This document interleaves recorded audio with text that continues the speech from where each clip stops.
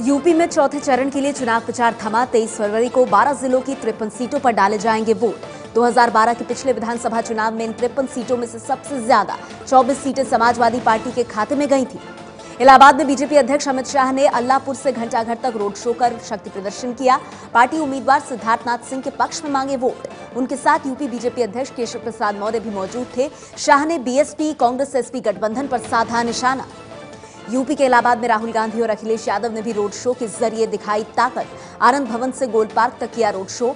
समर्थकों की उमड़ी भारी भीड़। इलाहाबाद के गोल पार्क में राहुल गांधी और अखिलेश का मंच टूटा। दोनों मंच पर मौजूद नहीं थे। रोड शो खत्म होने के बाद दोनों को इसी मंच से भाषण देना था। केशव प्रसाद मौर्य का अखिलेश पर पलटवार। कहा, रेप के आरोपियों का प्रचार करने वाले दूसरों के प्रचार पर ना बोले। कल अखिलेश ने गधे के प्रचार पर ली थी चुटकी। यूपी के प्रतापगढ़ में सांसद और अखिलेश की पत्नी डिंपल यादव की जनसभा। रेप के आरोपी मंत्री गायत्री प्रजापति को लेकर एबीपी न्यूज से बोली, अगर गायत्री अपराधी सिद्ध होते हैं तो कानून अपना काम करेगा। यूपी में अपराध को लेकर बीजेपी पर गलत आंकड़े पेश करने का आरोप। यूपी कांग्रेस अध्यक्ष राज बब्बर का पीएम मोदी पर निशाना। बोले, यूपी में चुनाव के नतीजे आने से पहले ही मोदी जी को शमशान याद आ रहा है। मोदी ने कहा था, गांव में कब्रिस्तान बनता है, शमशान क्यों नहीं। मायावती ने पीएम मोदी के शमशान वाले बयान पर साधा निशाना। कहा, पीएम बताएं कि क्या बीजेपी की सत्ता वाले राज्यों के हर गांव में बने हैं शमशान। बीजेपी को जातिवादी पार्टी बताया। यूपी के गोंडा में रैली के दौरान बोली, मोदी ने चौथाई वादे भी पूरे नहीं किए। यूपी में कांग्रेस का प्रचार करने पहुंचे लालू यादव ने कहा, यूपी में सांप्रदायिकता के खिलाफ कांग्रेस एसपी एकजुट।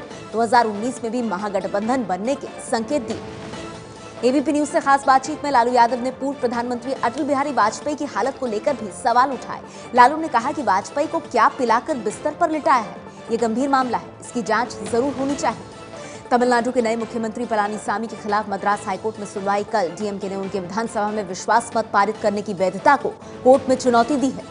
पीएमसी समेत महाराष्ट्र की 10 महानगर पालिका और 11 जिला परिषदों में वोटिंग खत्म। 23 फरवरी को आएंगे नतीजे। सुबह 10 बजे से होगी वोटों की गिनती। बीएमसी चुनावों पर इंडिया टुडे एक्सिस का एग्जिट पोल। शिवसेना और बीजेपी में कड़ी टक्कर। शिवसेना को 86 से 92 सीटें, बीजेपी को 80 से 88 सीटें मिलने का अनुमान, जबकि कांग्रेस को 30 से 34, एनसीपी को सिर्फ 3 से 6 और एमएनएस को 5 से 7 सीटें मिल सकती हैं। मुंबई के बीएमसी चुनाव में शिवसेना प्रमुख उद्धव ठाकरे ने पत्नी रश्मि और बेटे आदित्य ठाकरे के साथ वोट डाला और सभी सीटों पर जीत का दावा किया। उधर एमएनएस प्रमुख राज ठाकरे भी परिवार के साथ वोट डालने पहुंचे। आरएसएस प्रमुख मोहन भागवत ने बीएमसी चुनाव में नागपुर के महल इलाके में वोट डाला। वहीं दूसरी तरफ मतदान केंद्रों पर उत्साहित वोटरों ने सेल्फी भी खिंचवाई।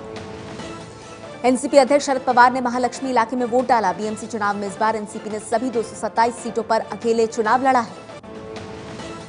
मुंबई के बीएमसी चुनाव में फिल्मी सितारे भी बड़ी तादाद में वोट डालने पहुंचे। शाहरुख खान, जॉन इब्राहिम, आमिर की पत्नी किरण राव, रणवीर सिंह, अनुष्का शर्मा और फिल्म अभिनेत्री रेखा समेत कई कलाकारों ने वोट डाले। रिलायंस जियो के लिए मुकेश अंबानी का बड़ा ऐलान। 31 मार्च के बाद फ्री सेवा नहीं। मौजूदा सेवाओं के लिए हर महीने 303 रुपए और सालाना मेंबरशिप के लिए 99 रुपए लगेंगे।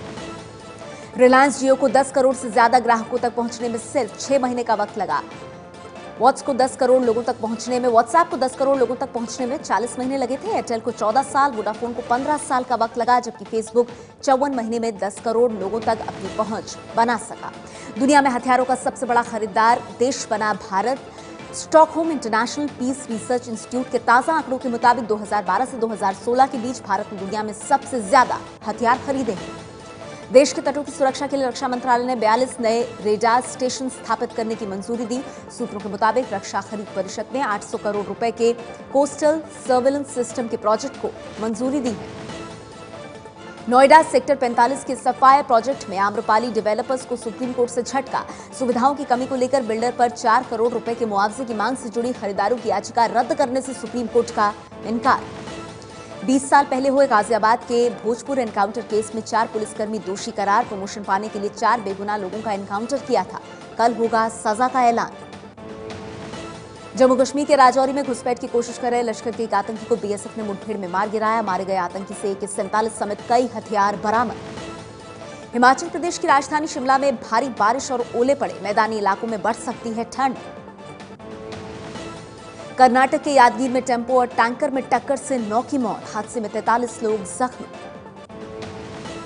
साल 2015 में कोलकाता में बहन के शव के साथ रह रहे शख्स पार्थ डे का उसके ही घर से उसका जला हुआ शव बरामद। पुलिस ने खुदकुशी की जताई आशंका।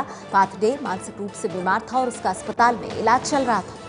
पाकिस्तान के खैबर पख्तूनख्वा प्रांत में स्थानीय अदालत के पास धमाका, 7 लोगों की मौत, 15 जख्मी। तालिबान से जुड़े आतंकी संगठन जमात उल एहरार ने ली हमले की जिम्मेदारी। पाकिस्तान में पिछले 10 दिनों में हुए आतंकी हमलों में 100 से ज्यादा लोग मारे जा चुके हैं।